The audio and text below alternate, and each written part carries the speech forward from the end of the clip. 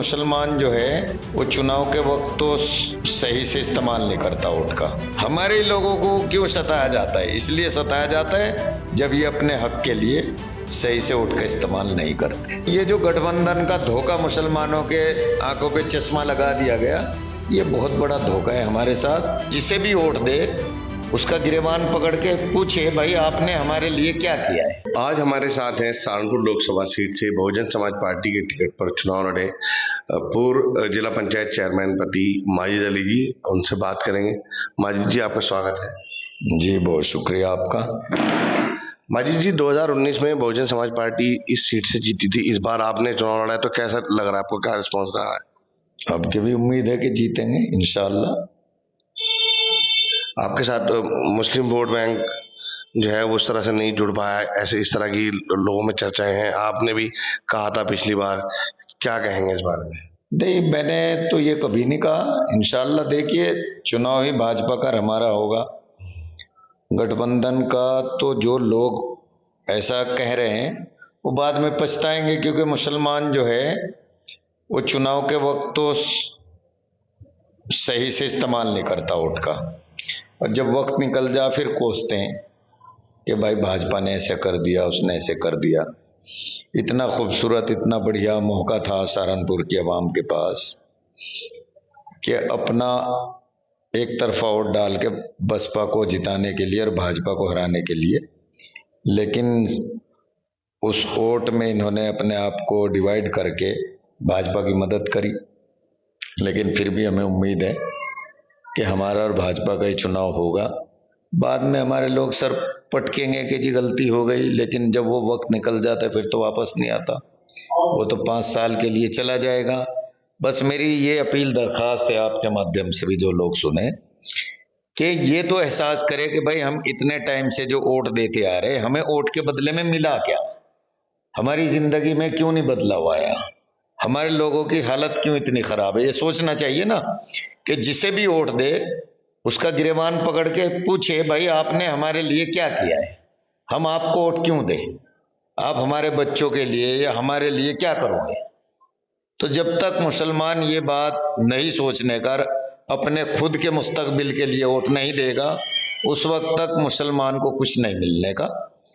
और मुझे पूरा यकीन विश्वास है कि भाजपा का और बसपा का ही चुनाव होगा, क्योंकि देवबंद में हमें नहीं हरा सकता गठबंधन, रामपुर में हमें नहीं हरा सकता, देहात में हमें नहीं हरा सकता, बेहेट में हम लोग थोड़ा बहुत ही फर्क रहेगा, और खाली शहर के ऊपर एक सीट से कोई जीत नहीं सकता।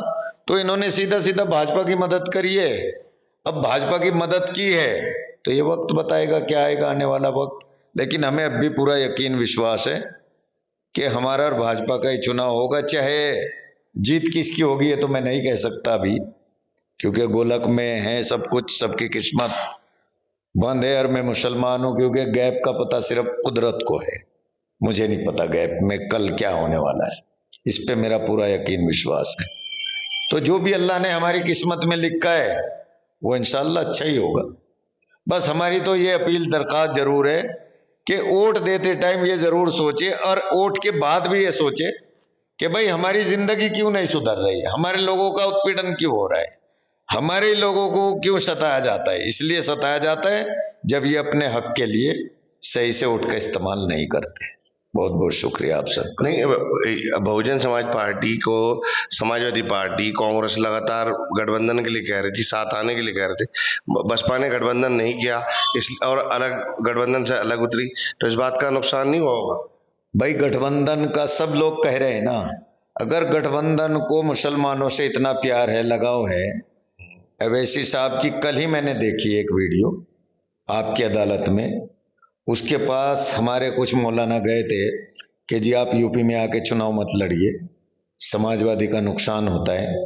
उसने एक शर्त रखी, एक कंडीशन रखी कि ठीक है मैं आपकी बात मानता हूं, जहां से समाजवादी हारी हुई है वो सीट 10 मुझे दे दीजिए और गठबंधन में शरीक कर लीजिए एआईएम को, और मैं आपका सहयोग करूंगा। उस बेचारे को कहीं हिस्सेदारी दी हो तो आपके सामने।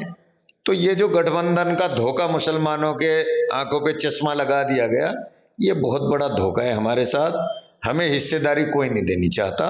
अगर बसपा से मोहब्बत थी, बसपा को ये चाहते कि भाई गठबंधन में आए, तो देखिए ना तो सोनिया गांधी का कोई बयान आया, ना राहुल गांधी का आया, ना प्रियंका गांधी का आया।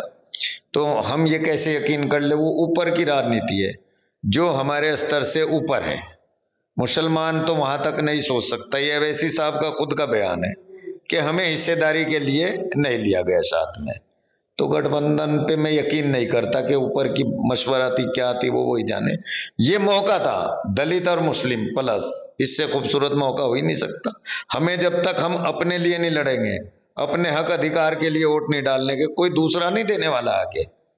खुद की लड़ाई आपको ही लड़नी पड़ेगी। 2019 में यहाँ पर हाजी फजल रहमान सांसद बने थे, तो इस चुनाव में कितना फायदा मिला आपको या नुकसान हुआ है उनके टिकट कटने का? देखिए, टिकट तो पार्टी का ये खुद का निर्णय होता है कि पहले कैलाशपुर के थे खान साहब, उन्हें टिकट दिया, वो सांसद बने। फिर ठाकुर समाज से थे जगदीश राणा जी, उनको टिकट दिया, वो सांसद बने। फिर हाजी फजलुर रहमान साहब सांसद बने, अब के टिकट हमें दे दिया। हम इंशाअल्लाह जो भी फैसला होगा सर्व समाज का वो सर्वोपरि होगा।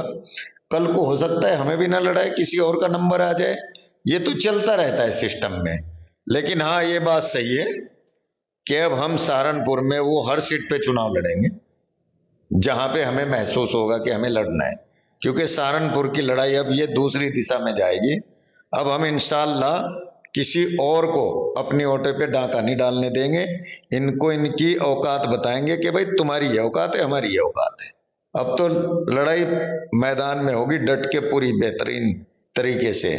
अब हमें हार जीत से नहीं फर्क पड़ना, हमें तो इस बात की लड़ाई लड़नी है कि हमारी ओटों पे और जो पिछड़े समाज के लोग हैं उनकी ओटों पे राज नहीं करने देंगे किसी को। इंशाअल्लाह या वो लड़ेंगे या हम लड़ेंगे, और अच्छा ही होगा सहारनपुर के लिए। कोशिश करेंगे कि बेहतर से बेहतर करें। तो ये माजिद अली जी कह रहे हैं कि चुनाव में चाहे कोई जीते या हारे, लेकिन उनका संघर्ष लोगों के लिए जारी रहेगा। लोकसभा क्षेत्र के लोगों के लिए लगातार वह काम करेंगे। श्रेष्ठ यूपी के लिए सहारनपुर से सैयद मशकूर। उत्तर प्रदेश की हर खबर से अपडेट रहने के लिए श्रेष्ठ यूपी को करें सब्सक्राइब, बेल आइकन दबाएं और देखते रहें श्रेष्ठ यूपी।